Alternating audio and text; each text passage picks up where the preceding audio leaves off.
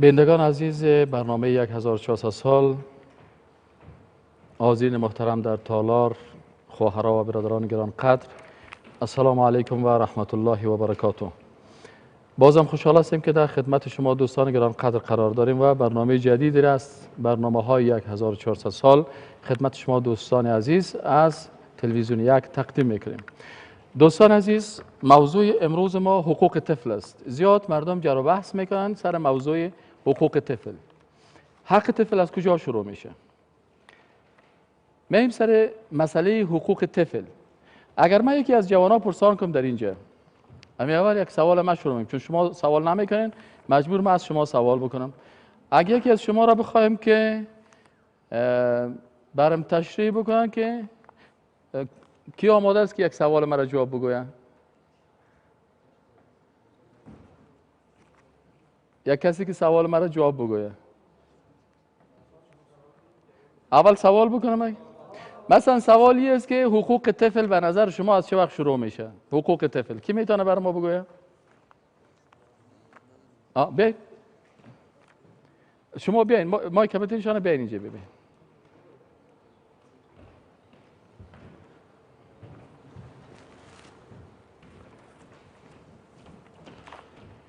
خوش آمدین. سلام علیکم. بخیر هستید؟ حالتان خوب است؟ تشکر. از شما ان شاء الله. تشکر. خب برادر محترم، به نظر شما حقوق طفل از چه وقت شروع باید شود؟ بسم الله الرحمن الرحیم. با عرض سلام و ادب و احترام خدمت بینندگان محترم برنامه 1400 و همچنین طاعات و عبادات بینندگان محترم و هموطنان عزیز را ان شاء الله به درگاه خداوند قبول باشه. سوالی بود که حقوق طفل به نظر شما و یا مثلا اگر معلومات دارین یا از دیدگاه غرب یا از دیدگاه دانشمندای غربی یا اسلامی، یعنی حقوق طفل از چه وقت شروع میشن؟ بسم الله الرحمن الرحیم.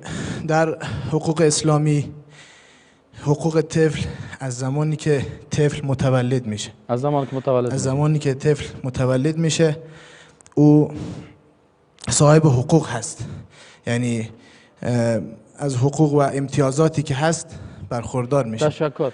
برادر شما اگه بیاین، پالیتون، به نظر شما مایک بتین بر از اینا، به نظر شما حقوق طفل از چه وقت شروع میشه؟ به نظر من از وقت تولد شروع میشه. از وقت تولد شروع میشه حقشان. خب اگر مثلا امی مایک بر از این مادر محترم بتیم، به نظر شما حقوق طفل از چه وقت شروع میشه؟ حقوق طفل خب شما خواهرها یکیتون، به نظر شما امی این دو تا برادرها گفتن که حقوق طفل از وقت ولادت طفل پیدا میشه. به نظر شما حقوق طفل از چه وقت شروع میشه خواهر؟ از نظر من فکر کنم از سن 7 سالگی حقوق طفل شروع میشه؟ یا 6 ماهگی. یا 6 ماهگی. مادر شما نمیگین چیز، حتما تجربه دارین. میشرمند. خب این حال من براتون یک چیز را میگم. خب برادر محترم سعی کنید، من براتون یک چیز میگم. حقوق طفل در اسلام از چه وقت شروع میشه؟ از وقتی که شما میخواین که بخیر ازدواج بکنین. اونم وقتی که شما میخواین ازدواج بکنین حق طفل شروع میشه. به خاطر چی؟ گپ شما هم درست است، لکن اصل حق از اونجا شروع میشه. به خاطر چی؟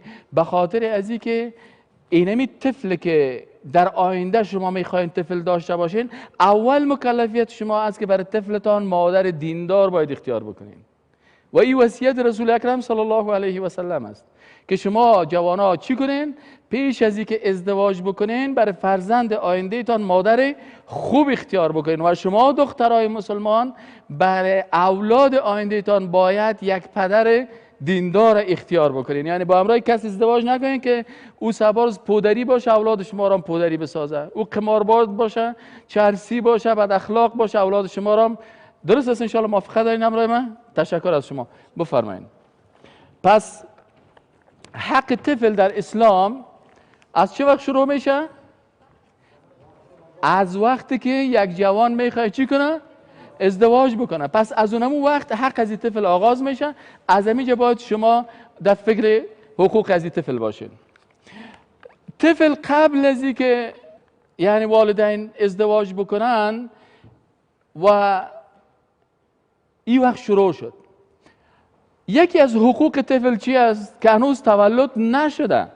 اگر ما حق طفل این قسم بگیریم و ما بگوییم که حق طفل بعد از ولادت شروع میشه، پس این طفل اگر در بطن مادر خود است این خیلی میتونه که یک کس بگیره بکشه و قتل بکنه، هیچ حق نداره. در حالی که از دیدگاه اسلام اجهاض یا سقط جنین یا این طفل از بین بردن در بطن مادر این حرام و ناروا هست. بنابراین حق طفل وقتی شروع میشه که از نگاه مادی، وقتی که به صفت یک نطفه، وقتی که به صورت یک کروموزوم جنسی XX و XY تشکیل میشه، وقتی که این طفل مثلا در بطن مادر می باشه، در اینجا حق داره، حق زندگی داره، حق رعایت داره، حق داره که این من حیث یک انسان به همراهی برخورد شود. نه ای که هر وقت دل هر کس شد با زور مثلا پرته. و اگر کسی اینمی طفلی که در بطن مادرش است این ضایع میکنه، در حقیقت این قاتل است. چرا؟ این طفل حق زندگی داره از دیدگاه اسلام. پس این در بطن مادر خود حق داره که زندگی بکنه، حق داره که این محافظت از شر شیطان شود. حتی در وقتی که همسر و خانم با شوهر و خانم با هم نزدیک میشن، رسول اکرم صلی الله علیه و آله میگه شما باید یک دعا رو یاد داشته باشین، بگوین که بسم الله اللهم جنبنی شیطان و جنب شیطان ما رزقتنا. این دعا رو بگوید که این طفل از شر شیطان نجات پیدا بکنه. این حق یک طفل است. طفل حق داره که نسب داشته باشه. از این خاطر اگر یک کسی از طریق غیر مشروع طفل به دنیا میاره، در اینجا در حقیقت حق طفل از بین برده. پس حق طفل است که باید این چی داشته باشه؟ حق از این طفل است که باید این نسبش معلوم باشه، مادر و پدرش به شکل درست و به شکل قانونی و به شکل شرعی اینا ازدواج کرده باشن. این حق طفل است. بالاخره وقتی که این طفل در بطن مادر می باشه، حق زندگی داره، حق رعایت داره، حق سعادت داره، حق در انگام ولادت حق زندگی داره. وقتی که طفل تولد میشه باز حق داره که زنده بانه. ولا تقتلوا اولادکم. اینجا در قرآن عظیم شان در آیت شریف چی میگه؟ میگه شما اولادهایتان من املاق، از ترس از اینکه والا ما غریب هستم، فقیر هستم، در عصر جاهلیت طفلای خودم میکشتن، از این خاطر میگه شما اولادهایتان نکشین، شما یه حق ندارین، بلکه بالای شما حرام است. وقتی که میگه ولا تقتلوا، نکشین، یعنی که او حق زندگی داره و اگر تو این کارو میکنی تو مجرم هستی. اینالی طفل حق داره که وقتی تولد میشه حق پاکی و نظافت، حق نام مناسب. باید ما برای طفل خود نام خوب رو اختیار بکنیم، نامی را که دلالت بکنه که این طفل چی است. این طفل یک طفل مسلمان است. نام اون دور برش نمانیم، نام یک خارجی و نام یک کریستیان برش نمانیم، بلکه یک نام درست را بانیم که او سمبل باشه برای اینکه اینمی انسان چی است؟ یک انسان مسلمان و مؤمن است. این حق نام داره و حق شکران نعمت است. حق شکران نعمت داره که باید ما بر از این طفل چی کنیم؟ شکران نعمت بکنیم. شکران نعمت چه قسم میشه؟ وقتی که خانه شما یک طفل پیدا میشه، این انشالله بعد از یک وقفه خدمتتان عرض میکنم که شکران نعمت، چون طفل نعمت است، شکران از این چه قسم میشه؟ بعد از یک فاصله این سوال خدمتتان جوابش میگم و السلام علیکم و رحمت الله.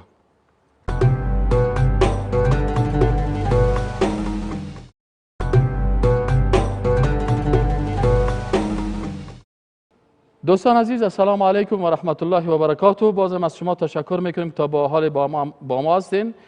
از شما تشکر میکنیم تا با همراه ما هستین و برنامه تان با بسیار شوق تعقیب میکنین و همچنان تشکر میکنیم از برادران و خواهرای محترمی که به همراه ما هستن. شکران طفل چه قسم ادا میشه؟ مثلا شما طفل دارین، الله بر شما یک فرزند میده، شکر از این چه قسم ادا میکنین؟ این عقیقه میگن. عقیقه چی است که رسول اکرم صلی الله علیه و سلم برای حسن و حسین چی کردن؟ گوسفندها را ذبح کردن و روز هفتمش حیوان ذبح میشه، عقیقه میشه و این در حقیقت مثل که شما گوسفند قربان میکنین، ذبح میکنین و از گوشت ازی باز هم دوستایتان، هم اقاربتان، هم خودتان میخورین و این در حقیقت یک شکران است از شکر نعمت الهی است که الله بر شما یک فرزند داده. خب آل نوبت میرسه بر شما خواهرها و برادرایی که سوال داشته باشن، ما در خدمتشان هستم. به نام خدا. سلام خدمت شما استاد محترم و حاضرین در تالار و سلام به بینندگان برنامه 1400 سال. استاد ببخشید یک سوال داشتم به شما. یک طفل کافر است. یک طفل کافر است اگر بمیرد به دوزخ میرود؟ نه در اینجا برادر ما پرسان میکنه که اگر در خانه یک کافر، منظور تا نمی است که اگر در خانه یک کافر یا خانه یک هندو مثلا بت پرست است یا در خانه یک یهودی یا نصرانی یک طفل پیدا میشه، آیا طفلش هم کافر است؟ نه، به اساس رحمت الله رسول الله صلی الله علیه و میگه که ما من مولود الا وقد یولد علی الفطره، هیچ طفل نیست که در خانه کس تولد شود مگر که او چی داشته باشن؟ ایمان فطری دارن.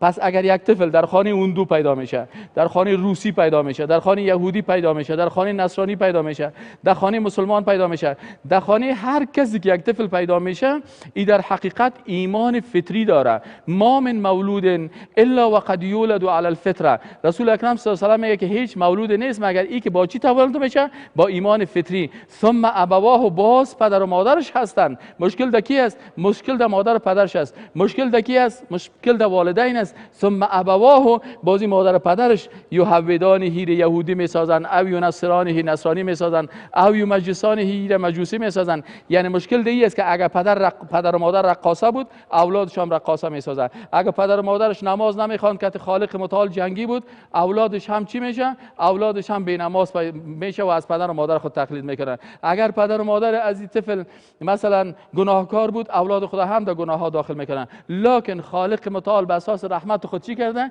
اینمی طفل با چی خلق کرده؟ با ایمان فطری خلق کردن. بناهن ایمان فطری ایمان هست که از زمان ولادت تا زمان بلوغ اعتبار داره. اگر در اینمی فرصت ای طفل میموره، وقتی که باز جوان میشه، باز جوان ایمان کسبی خودش اختیار میکنه. وقتی که بالغ شد مکلفیت پیدا میکنه. چون طفل است، بناهن ای طفل تا زمان بلوغش ولو که در خانه کافر هم باشه، اطلاق کافر بالا از او نمیشه. تشکر از شما. بفرمایید. عرض سلام خدمت استاد. سوال ما اینجا بود استاد محترم که یک طفل به خانواده مسلمان به دنیا میاد، ولی یک قضیه واقعیت که ما شنیدیم تا حالا، یک پسر جوان مسلمان تا 40 سالگی را متاسفانه از عدم آگاهی غسل حیض انجام داده. اینجا اینی به حکم در اسلام یا از نگاه شما، از دیدگاه اسلام چی است در این جوان که تا 40 سالگی خود همچون چرا از عدم آگاهی بوده؟ این گناهش سر پدر مادر میشه یا خودش گناهش سر خودش است؟ هم سر پدر و مادرش میشه، هم سر خودش میشه. به خاطر که یکی از حقوق اولاد اینمی است که مادر و پدرش ایره دیر برش تعلیم بده، ایره به مسجد روان بکنه و مدرسه روان بکنه، به درس روان بکنه. حداقل مادر و پدر خودشان در خانه بر از اولاد خود بفهمونه که مثلا وقتی که تو بالغ میشی سر تو غسل چه وقت فرض میشه، چه وقت واجب میشه، چه وقت غسل سنت است، چه قسم تو باید لباس تا احتیاط بکنی، چه قسم باید این کارا رو بکنی. و حتی مثلا ایره به مسجد، اگه پدر مسلمان باشید همراه خود به مسجد ببرن، طبعا او امام مسجد ای درسا و یا پا برشان میته. بنابراین هم مکلفیت پدر و مادر است. و باز وقتی که یک پسر جوان میشه، خود یک جوان دیگه پشت نام پدر چی میگردی؟ پدر خویش. و اگر مردی وقتی که تو بالغ شدی، جوان شدی، می در مسجد و علما هستن و شما میتونید 24 ساعت علمای اسلام در خدمت شماست. نمبر تلفن ما 24 ساعت در خدمتتان است. زنگ بزنید که والا من این مشکل دارم یا من این چیزا میخوایم، این سوال ما دارم، علما بر شما جواب میده ان شاء الله تعالی از این چیز میشن. و اگر احیانا یک کس نفهمیده و اشتباها چیز نکرده، دروازه توبه رحمت الهی باز است. الله میگه قل یا عبادی الذین اسرفوا علی انفسهم. الله میگه بگو بر بنده های من که ای بنده های من، کسایی که شما زیاده روی کردین، مثلا ماه مبارک رمضان ماه فرصت است. اگر تو مثلا نماز نخواندی، اگر تو روزه نگرفتی، اگر تو استغفار نکردی، اگر تو توبه نکردی، اگر تو گناه کردی، اگر تو شراب خوردی، اگر تو رقص کردی، اگر تو در محافل رقص اشتراک کردی، لا تقنطوا من رحمت الله. از رحمت الله ناامید نشین. یعنی الله شما را از رحمت خود میگه دور نشین، بلکه چی کنین؟ بیاین توبه بکنین. این درگاه ما درگاه ناامیدی نیست. 100 بار اگر توبه شکستی بازا، پس فرصت است ولو که از پیش شما کدام اشتباه شده باشه، فکرتان باشه که شیطان در قلبتان اتو رخنه نکنه که والا تر الله نمیبخشه. هر قدر که اشتباه کردی، ولو که تا 40 سالگی هم یک کسی یک حکم نفهمه و مخالف از او عمل کرده باشه، روزی که فهمید توبه بکنه و رجوع بکنه. یک نفر 40 سال نماز نخوانده، ماه مبارک رمضان ماه رحمت است، شروع میکنه بخیر در رمضان میگه میگه پروردگارا تا امروز من نمیفهمیدم، امروز برنامه 1400 سال شنیدم، توبه کردم، میایم نماز میخوانم. به نماز شما میفهمین کسی که نماز نمیخونه که خالق جنگی است، کسی که نماز نمیخونه که خالق خدا خوش نداره، کسی که به نماز از در روز آخرت بخیزه حتی پیغمبر شفاعت از او نمیکنه. چرا به جنت نیز جای به نمازان، بود دوزخ سرای به نمازان، بسوزد آتش تیز جهنم سر و تن دست و پای به نمازان. از این خاطر میگه زخیش به نمازان زن نخواهی، حتی قومایی که به نماز از پیش مده دختر به شاه به نمازان، حتی به شاه به نمازان دختر نده، به خاطر از اینکه این خالق متعال جنگی هست. از این خاطر ولو که یک انسان 40 سال نماز هم نخوانده، 40 سال عبادت هم نکرده، دروازه رحمت الهی باز است و او میتونه که پس به بارگاه الهی رجوع بکنه و بگه پروردگار من نمیفهمیدم، امروز فهمیدم و میخوایم که دوباره به تو رجوع بکنیم. دوستان عزیز یک وقفه داریم، بعد از وقفه بازم خدمت شما حاضر خواهد شدیم. تا وقت با ما باشین.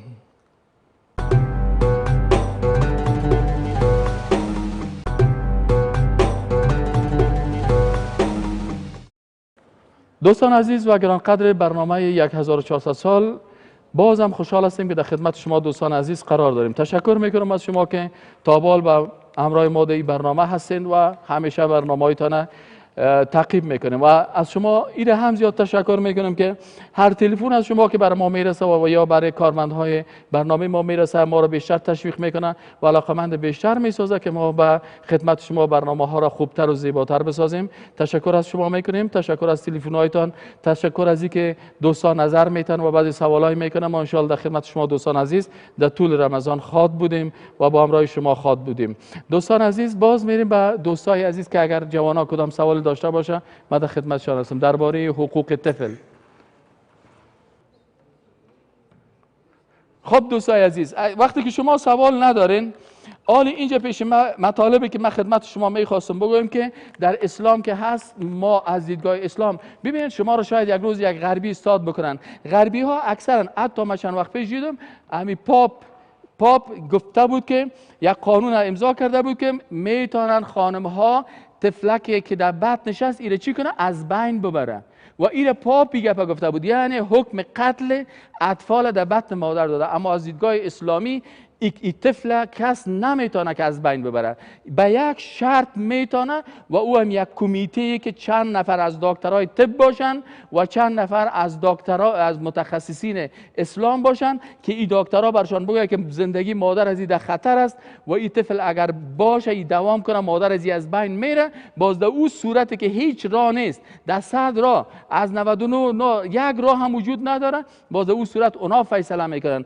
اما اگر کسی بدل خود طفل در بطن مادر میکشه، این در حقیقت این پدر هم قاتل است، این مادر هم قاتل است و این دکتر هم قاتل است. اگر دکتر همین کار میکنه او هم در قتل از این طفل داخل میشه. بناهن در اسلام حقوق از زمانی که ما شما گفتیم که حقوق طفل از کدام وقت شروع میشه؟ از زمان شروع میشه که یک دختر جوان و یک پسر جوان میخوان که ازدواج بکنن و این حقوق هم دوام میکنن تا وقتی که طفل در بطن مادرش میباشه. این حق ازی است تا وقتی که این طفل تولد میشه حق داره، باز حق زندگی و حق نام داره، حق تعلیم و تربیه را داره، حق از این داره که باید والدینش بر از این نسبش حفظ بکنن، این بی نسب نسازن. این در مجموع حقوق رعایت داره، حقوق نگهداری را داره. این کلش حقوق است که از دیدگاه اسلام بر از این طفل داده شده. شما کدام سوال داشتین؟ استاد محترم، شما گفتین که کسی که طفل خود سخت بکنه از دیدگاه اسلام یعنی جایز نیست. حکمش از دیدگاه اسلام چیست؟ قاتل است. اینال یک نفر مثلا یک پدر، مثلا شما مثال شما خفه نشید، مثلا شما خانمتان طفل داره 6 ماه 7 ماه، یک دفعه شما میخیزین برای خانمتان میگی من نمیخوایم این طفل. تو چی کار هستی که نمیخوای؟ او طفل حق زندگی داره، مثل یک انسان زنده هست. برای نه تو حق داری که طفل از بین ببری، نه خانمت حق داره که طفل از بین ببره، نه دکتر حق داره که از بین ببره، الا در یک حالتی که مادر از او در چی حالت باشه؟ مادر از او دکترها بگن که این موجودیت از این طفل مادرش از بین میره، مادر در حالت مرگ میه. باز او صورت دکترها میبینن که این زندگی طفل مادر آیا میتونن دوش نجات بدن و یا مثلا تنها زندگی مادر نجات داده میتونن، هیچ راه دیگه باز نداشت. باز اون صورت اگر سخت میکنه او هم یک کمیته که متشکل از علمای دو طرف باشه. بله استاد محترم، خب وقتی که یک مادر میخواید طفل خود از خودسرانه سخت کنه و بعداً باز یک ازدواج مجدد میکنن، طفل بعدیش آیا مسلمان خواهد بود؟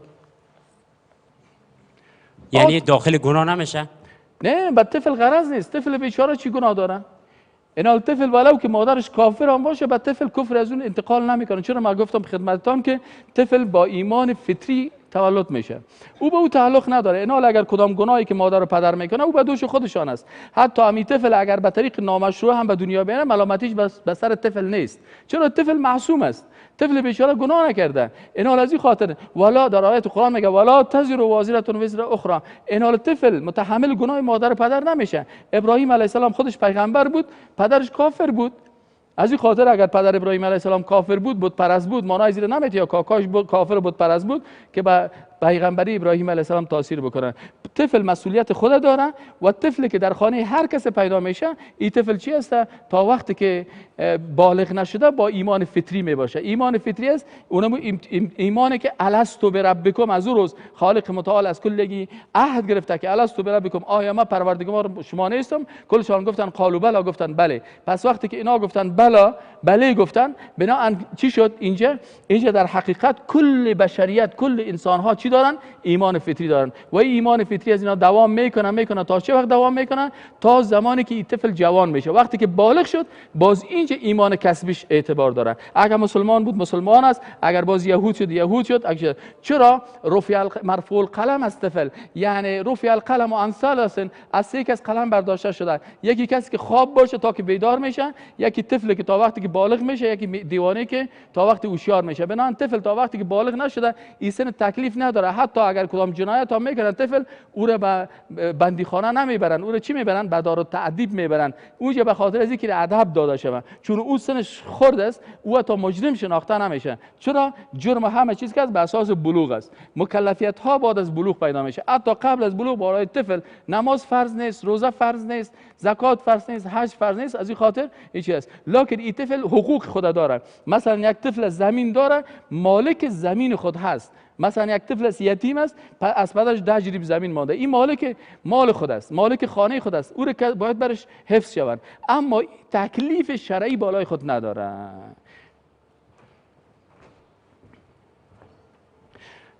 دوستان عزیز، بینندگان گرانقدر برنامه 1400 سال، ما و شما دیدیم که دین مقدس اسلام دین است که حق زن، حق مرد، حق طفل، حق بزرگ، حق کوچک، حقوق همه را مراعات کرده بدون ظلم بالای هیچ کسی. چون خالق مهربان است.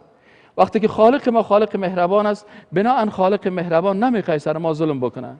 و خالق مهربان چون ذات مهربان است، این خالق همیشه برای ما چی میکنه؟ راههای خیر و بهبود انسانیت برشان باز مانده. به این خاطر حقوق طفل از زمان بسیار طویل که امروز هم در تمدن‌های امروزی که میگن، هنوز هم به اون تمدنی که اسلام دست بسیار بلند داره به اون نرسیدن. دوستای عزیز، این بود برنامه امروز 1400 سال. تا برنامه بعدی که باز هم خدمت شما حاضر میشیم، بسیار زیاد تشکر میکنیم از شما جوانای محترم، خواهرای عزیز، برادران گرانقدر، از حوصله‌مندیتان که تا بال کتما در برنامه بودین. الله متعال شما را هر دقیقه‌ای که همراه ما اینجا بودین ایره در عبادت حساب بکنه. شما میفهمیم که بعضی برنامه‌هاست که در عبادت حساب میشه و بعضی از برنامه‌هاست که در گناه حساب میشه. و برنامه 1400 سال و برنامه 1400 سال برنامه هست که انشاءالله هر لحظه از این کس میبینه و هر دقیقه شون در اینجا قال الله و قال الرسول است و احکام دین است و برای ماه مبارک رمضان است. الله توفیق بده که ما بعد از رمضان هم تو برنامه را داشته باشیم و همین قسم لحظات خود با معنویت و روحانیت و با تقوا سپری بکنیم. الله از همه شما راضی باشن، روزه ها و نمازهایتان الله متعال قبول بکنه. تا برنامه بعدی که بازم در خدمت شما دوستان قرار میگیریم، شما را به خالق متعال میسپاریم و السلام علیکم و رحمت الله و برکاته.